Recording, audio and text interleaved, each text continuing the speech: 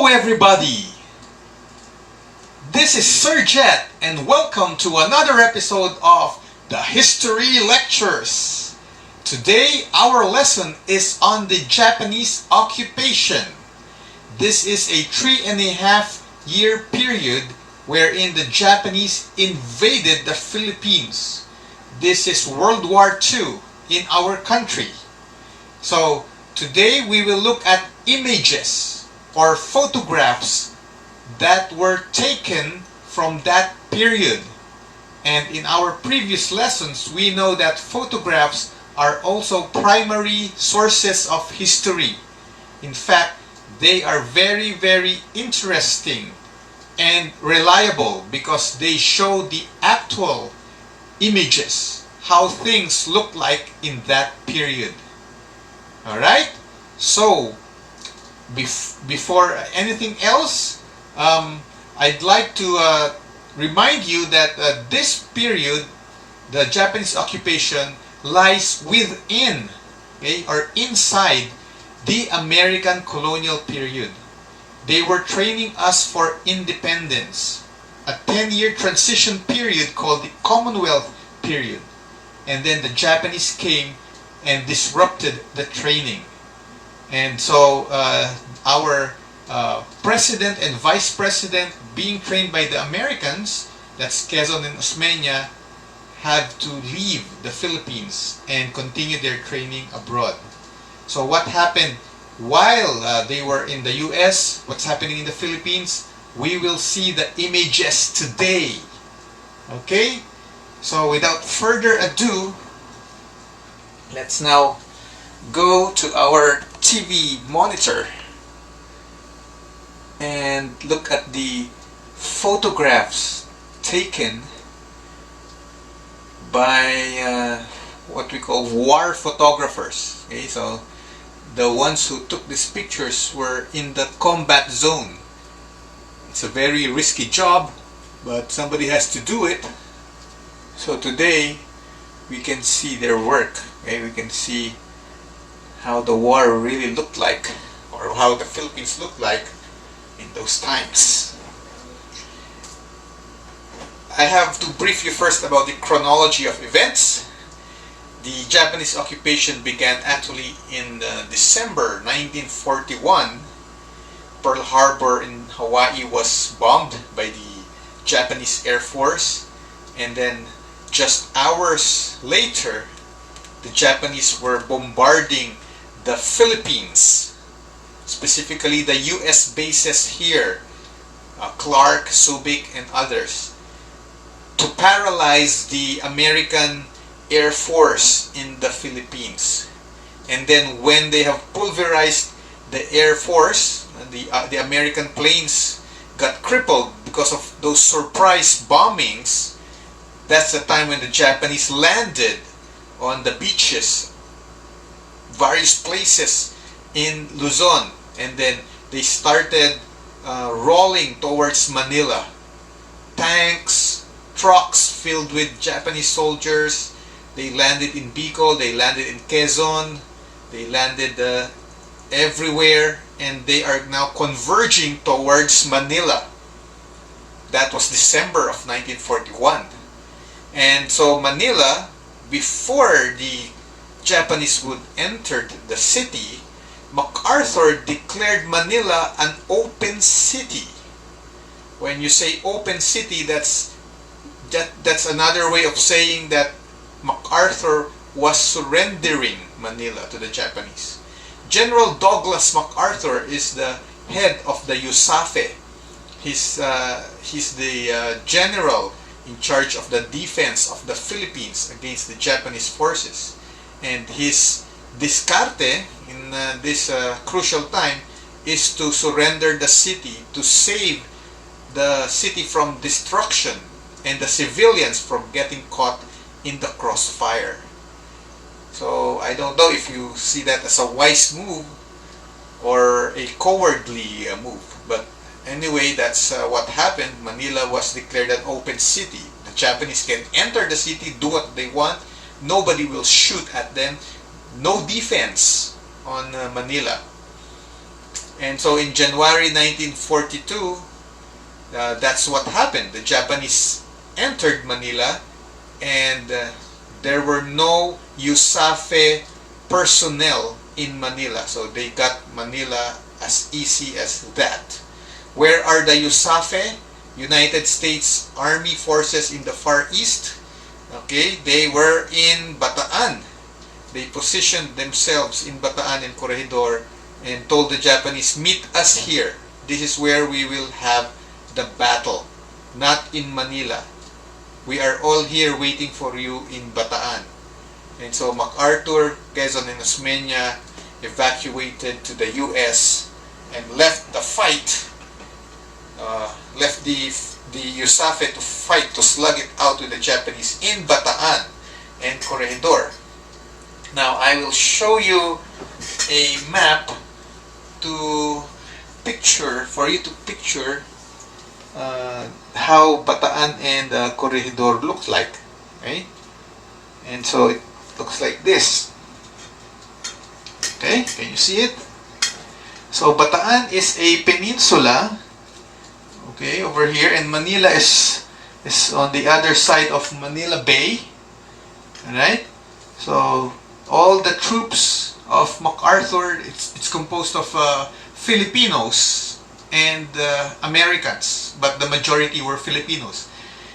They waited for the Japanese here because this is a province, lots of rice field and jungle, so few people, they can fight here, and there would be a very minimal collateral damage compared to having the battle in Manila, wherein there are lots of people, buildings, etc. And that's gonna be an ugly mess if they hold the war there. So they had the war here in Bataan. And Corregidor is a little island, okay, at the entrance of Manila Bay, shaped like a tadpole. So the USAFFE positioned themselves here. And so the waters were now patrolled by the Japanese. Over here to the north, the Japanese blocked off the land so that no reinforcements would come into Bataan. So basically, if you're a defender in Bataan, you are on a dead end. Okay? The air is being patrolled by the Japanese warplanes. The waters are being patrolled and cordoned by the Japanese Navy. And over here, the little piece of land here, it's now blocked by or barricaded by the Japanese tanks. You're gonna be dead meat if you're in Bataan. No escape. And that's how gallant our fighters were to face the Japanese in Bataan. Alright, so what happened next is really very scary. If imagine you are a soldier in Bataan and you have your relatives worrying about you. They cannot send you supplies. Nobody can send you supplies because Bataan is a dead end. Here's a caricature from a newspaper, December 31, 1941, and America is preparing the hearts of the US soldiers and the Filipino soldiers in Bataan, saying that whatever happens in Bataan, I'm proud of you. Now notice that the shirt of the Filipino soldiers says PI, and PI stands for Philippine Islands. That's how the Americans call our land during the American colonial period. They really didn't call us the Philippines. They called us Philippine Islands, or PI. Okay, now here's another newspaper with a picture. January 1, 1942. It says here, entry expected today. The Japanese were reported or sighted in Bigaa and Alabang. Where is Bigaa? I think that's somewhere in Laguna. So they are at the doorsteps of Manila or Metro Manila by January 1. Okay? They were already in Alabang. And by January 3, they were already in Manila. This is Manila City Hall. And you can see there the Japanese already positioned there, okay, patrolling the field outside the city hall. And there's a sign which says "Open City, be calm, stay at home, no shooting." And so if you're a Filipino living in Manila at that time, and you see this in the morning newspaper, you would really be frightened. Now here's another image of the Japanese rolling over towards Manila. They were riding motorcycles, lots and lots of them, and they stopped over at a Caltex station. So there was already Caltex at that time. Maybe some of them had the refuel there, and that's a very scary sight. You see this horde of Japanese soldiers on motorcycles passing by the street in front of your home. Okay, now some of them were on bicycles. Alright, and you know, Filipino hospitality, so some Filipinos welcomed them with open arms. Probably that's their self-defense. They don't want to mess up with the Japanese, so they just gave them hospitality. They gave them a peaceful smile so that the Japanese will not hurt them. Would you do the same if an invading force would be at the doorstep and they would be parading like this? A very scary situation to be in. So that's January of 1945. Now here's a very interesting newspaper with a picture of Emilio Aguinaldo. And the newspaper says that Aguinaldo sided with the Japanese. He didn't fight the Japanese, but he went on their side. And he was even given a position in the government. He met with the Japanese and he said, "Welcome to my country." And in fact, he told MacArthur to lay down his arms, to surrender. It says here, Emilio Aguinaldo. Okay? He made a broadcast to General MacArthur to lay down his arms. Fantastic! Amazing! So Aguinaldo had this opportunity to get back at the Americans, because remember, the Americans were his enemies. Enemies of the First Philippine Republic when he was on the run and the Americans captured him in Isabela. And now the Americans were on the run, so he's happy for the Japanese for chasing away the Americans, and then he sided with the Japanese. So that's Emilio Aguinaldo for you. Now let's shift over to Bataan and Corregidor. How does the war look like? Okay, the Battle of Bataan. So here are some images. This is on the USAFFE side. This is their artillery. They had large cannons on large wheels. Probably several men would be needed to pull or push these machines to their desired positions and aim at the enemy. And as you can see, the rockets or the bullets for these giant guns are very long, probably 1 meter long. Okay? And it's hot, so this is summer of 1942, so many of them were shirtless fighting the Japanese. And the background, the Japanese must be hiding there in those bushes, so you have to aim your cannon accurately to really hit the enemy in their positions. So this is the American and Filipino forces together, hand in hand, the USAFFE. And this is a picture of the foxholes, as they call it, the trenches. And that's the helmet of the USAFFE. Looks like a UFO. Okay, so that's their position, and there's a rice field in the background, and they're trying to aim for the target on the other side of the rice field. They put the war in Bataan so as not to damage buildings and hurt civilians. In Bataan, as you can see, it's a very isolated place during that time. Now on the other side of the battle, now have pictures of the Japanese, and they also have their artillery. They also have their cannons. Now, as you notice, the Japanese cannons were smaller. Now, that is an advantage because they can easily drag it in between trees or in the field. Okay? They have speed in trying to set it up and aim at the enemy. And that's Japanese technology for you. Japanese thinking. For the Americans, their philosophy is the bigger the better. But the Japanese people, they are practical.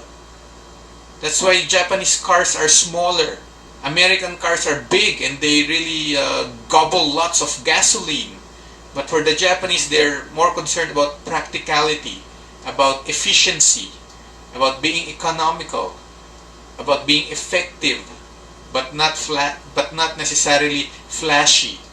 So the Japanese won in Bataan, and one of the reasons is that they have lightweight equipment that can really maneuver into the forest between trees. Unlike the Americans, to carry or to pull those large cannons, it will take a lot of effort. Even the tanks of the Japanese are small. Look at this.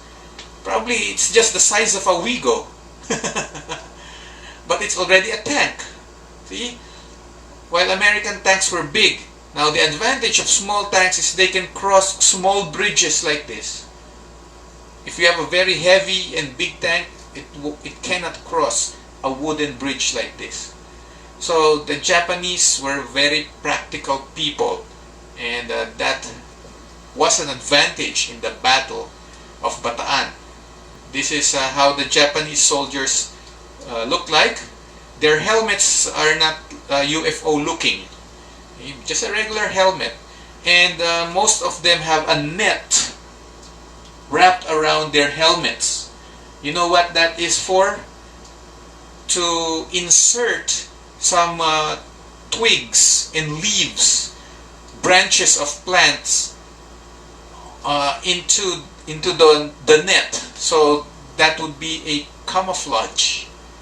Unlike the USAFFE helmets, they don't have nets, so they're easy targets.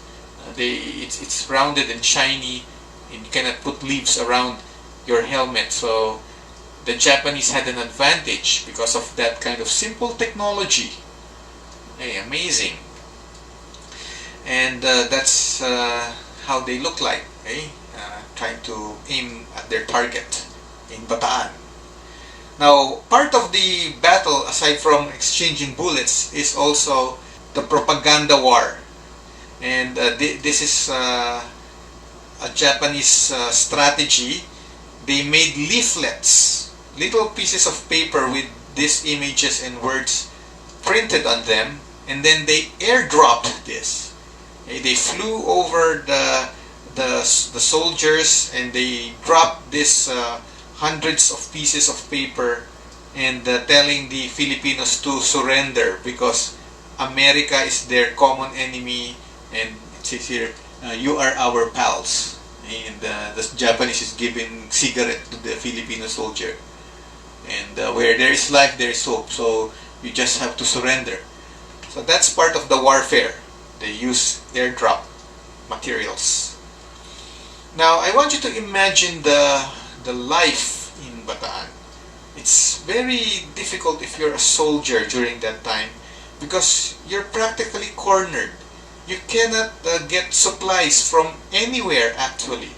So things would run out sooner or later. Aside from your bullets running out, what else could run out? Food. You cannot have delivery from Jollibee or delivery from Manila or elsewhere. What you have in your bag, what you have in your Tupperware, the night you evacuated to Bataan, you have to make do with that for several days and months because there's no food coming in that area anymore. Water also, good if there's a river or a spring nearby, but not all places have the luxury of having a body of water nearby. And also medicine. Medicine ran out. Imagine you're wounded. Where will you get the supplies to heal your wound?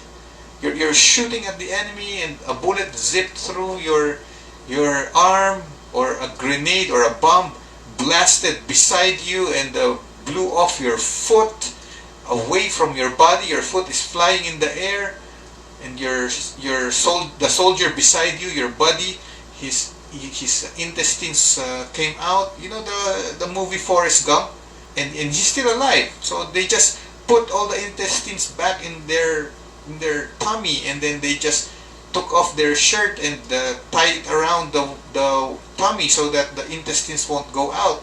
And then you have to continue shooting. You have to continue fighting. That's not morbid, but I'm just telling you the horrors of war. It really happens in wartime. You got injured, you lose a finger.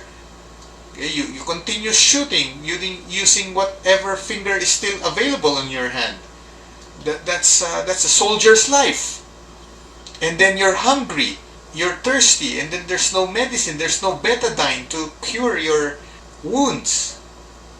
There's no anesthesia to use on you on surgery. They bring the wounded to Corregidor Island. There's a hospital there inside a tunnel. And sooner or later, their supplies ran out. I saw an old movie starring Nora Honor and Christopher De Leon. I think the title is Tatlong Taong Walang Diyos. And it showed there how Christopher De Leon underwent surgery to remove a bullet from his body. And since there was no anesthesia, you know what the surgeon did? He made the patient drink one whole bottle of tanduay. Yeah, just one go. Tanduay, hard drink. And then he got knocked out. And then the doctor performed the operation. Opened his belly and took away the bullet and sew him again. And then Christopher De Leon woke up. No more bullet in his body. And he didn't know a thing. They have to make do with whatever is available. Life was difficult during that time. And the soldiers had another enemy aside from the Japanese. Malaria. And that was incurable in those days. There were lots of mosquitoes in Bataan carrying malaria at that time. And so if you have malaria, you have fever, and you're shaking, you're shivering, and you're hungry, and you're wounded, and you have no more bullets, but you have to keep on fighting. It's really a difficult time to be in Bataan. They extended their powers to hold on to their positions in the war, but some things really has an end. They surrendered on April 9 of 1942. And today that is a holiday. Okay, April 9. It's called Day of Valor, Araw ng Kagitingan, to remember the fall of Bataan. Okay, and then so the soldiers were rounded up by the Japanese. You can see in this picture the white flag of surrender, and those are American soldiers. Filipinos also behind them, and the Japanese taking a picture of that event. And this is the fall of Corregidor. 1 month later, the little island of Corregidor surrendered, and this is the tunnel where they put the patients. There's a hospital inside the tunnel, and then the soldiers came out with their hands up. Japanese rounded them up. When I was a little boy, May 6 was also a holiday. Yes, the fall of Corregidor. But today, it's not a holiday anymore. Only April 9. Now, what happened to the surrenderees? Okay, they had the death march. Okay, the ones in Bataan, they were rounded up by the Japanese on this point. Okay, you can see Americans and the Filipino soldiers. They had a big problem actually, the Japanese. What would they do? How would they transport all these people to the concentration camp? How would they imprison this? And you know, they walked. they cannot fit into trucks to bring them to the place where they will be imprisoned. So actually, it's a voluntary thing. I went to historical site in Kapas Tarlac, and there's a material there that explained the story about this photograph. The Japanese were waiting for trucks to carry these soldiers. They're around 80,000. They would be brought to San Fernando, Pampanga, several kilometers away. And the Japanese said that we will bring you batch by batch. You will ride the truck, just a few people at a time. Then the trucks will return here and bring the second batch, and so on. And in San Fernando, Pampanga, we will just document you, okay, process you, and then we'll let you go to join your families. That's what the Japanese told them. And so the Filipinos said that, why wait for the trucks? Okay. We want to be with our families right away. We volunteered to walk to San Fernando, Pampanga. And so the Japanese said, okay, walk. And so they walked, thinking that they would be released once they reached San Fernando, Pampanga. So they walked and walked and walked, and the wounded, you have to really assist them. The body, he only has one leg, so you hobble, and those who couldn't continue, they just fall off the road, and the Japanese, along the way, civilians would give them water or food. That's not allowed. So the Japanese would prevent the civilians or kill the civilians who would do that. And so the very hungry, the very thirsty soldiers would run to the rice field and drink the water from the rice field, because you have been drank water for many days already. They would be bayoneted as well. And so it's like a horror movie, you cannot escape. And how far is the walk? I have here a map to show you, so you can imagine how far they walked. And remember, this is summer of 1942, and it's very hot. And you were walking with lots of wounds on your body. You have malaria. You're hungry. Okay, so here's the map. Okay, so the Japanese gathered all the Filipinos here at the far end of Bataan, in the town of Mariveles. Okay, and then they walked to San Fernando, Pampanga. That's basically the whole province of Bataan. They walked, and then Pampanga is another province. Okay. How far is that? Imagine, this is Cabuyao and Alabang. Okay, how many Cabuyao to Alabang would that be? 1, 2, 3, 4, 5. Around 5 Cabuyao to Alabang distance. Can you walk from Cabuyao to Alabang under the heat of the sun? Wow. And you're very hungry. They were fed only twice. They were fed somewhere here in the boundary of Bataan and Pampanga. I think there's a town there called Orion. And they were fed also again in San Fernando, Pampanga. And how much food, or what kind of food were given to them? Just one bowl of rice, the size of a ping pong ball. One here and another there. Okay, so that's the food that they got from the I think they walked for 3 to 4 days. And once they reached San Fernando, Pampanga, many have died along the way. Those brought into choo-choo trains, and the trains brought them to Kapas Tarlac. And they walked a few more kilometers, going to Camp O'Donnell in Kapas Tarlac. And inside the trains, you know, it's also terrible because one boxcar looks like a shoebox, and it can fit 50 people only, but the Japanese stuffed 200 people, 50 put in 200 people to train and brought them to Kapastarlak. So they're like sardines in each boxcar. And when the Japanese opened the boxcars, many are dead also. Okay? And the ones who survived were the ones who were imprisoned in Kapastarlak. And so really, it's a death march. So many died. And even in the prison camp in Tarlac, I think around 30,000 something died also. And it's really the march of death, or death march.